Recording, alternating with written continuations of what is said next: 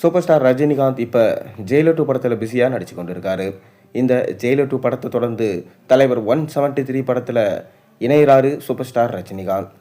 அதாவது இயக்குனர் பார்த்தீங்கன்னா சூப்பர் ஸ்டார் ரஜினிகாந்தோடைய தலைவர் 173 படம் ஆரம்பிக்கலாமா என கேட்டு இப்போ ஸ்டார்ட் பண்ணுறாரு என அவர் ஒரு ட்வீட் போட்டிருந்தார்.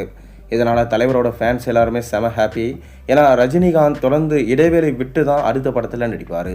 ஆனால் இந்த முறை இடைவெளி எல்லாம் கிடையாது. தொடர்ந்து ஒரு மாதம் ரெஸ்ட் எடுத்துட்டு அதை தொடர்ந்து இந்த படத்தில் இணைய போகிறார் என சொல்லப்படுகிறது. அதாவது தலைவருடைய பயணம் முடிந்தது. தலைவர் 172 தான் லாஸ்ட் படம். ஜெயிலர் 2 படத்தோடைய அவருடைய சகாப்தம் முடிந்தது என காதுபடவே பேச ஆரம்பிச்சிட்டாங்க.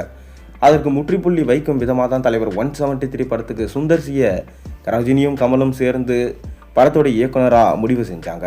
ஆனால் கடைசியில் சுந்தர்சி அந்த படத்திலிருந்து விலகிட்டார். அதைத் தொடர்ந்து இயக்குனர் தேடலில் பயங்கரமாக ஈடுபட்டாங்க ரஜினியும் கமலும்.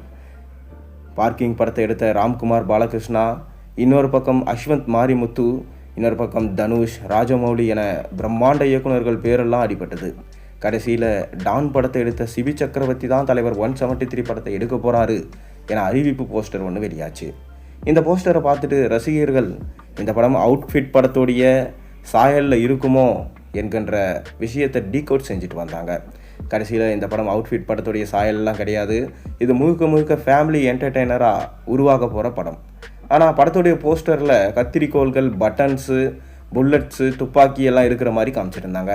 அதாவது ஒரு சாதாரண ஃபேமிலி மேன், டெய்லராக ஒர்க் பண்ணிகிட்ருக்க ஒருத்தர் எப்படி தன் குடும்பத்துக்கு பிரச்சனை வரும்போது தன்னுடைய விஸ்வரூபத்தை வெளிப்படுத்துகிறாரு அப்படின்றது தான் கதைக்களமாக இருக்குமோ என ரசிகர்கள் சொல்லிட்டு வந்தாங்க. மேலும் கண்டிப்பாக சூப்பர் ஸ்டார் ரஜினிகாந்தை வச்சு எடுக்க போகிற இந்த படத்தை நான் தரமானதாக கொடுப்பேன், ரசிகர்களை ஏமாற்ற மாட்டேன், கமர்ஷியல் என்டர்டெய்னரில் ஃபேமிலி ஓரியன்ட் சப்ஜெக்டாக இந்த படம் இருக்கும் என டைரக்டர் சொல்லியிருந்தார். ரசிகர்களுமே செம ஹாப்பியில் இருந்தாங்க. ஆனால் அதற்குள்ளும் தலைவர் 174 படத்துடைய ப்ரோமோவை விட்டதுனால இப்போ தலைவர் 173 படத்துடைய ஹைப் கொஞ்சம் அடங்கிடுச்சு. இது படத்துக்கு ஒரு பாசிட்டிவான விஷயமாக பார்க்கப்படுது. ஏன்னா ஓவர் ஹைப் உடம்புக்கு ஒத்துக்காது அப்படின்ற மாதிரி சூப்பர் ஸ்டாரோடைய படத்துக்கு ஓவர் ஹைப் வந்த கூலி படம் ரிசல்ட் என்னன்னு உங்களுக்கே தெரியும்.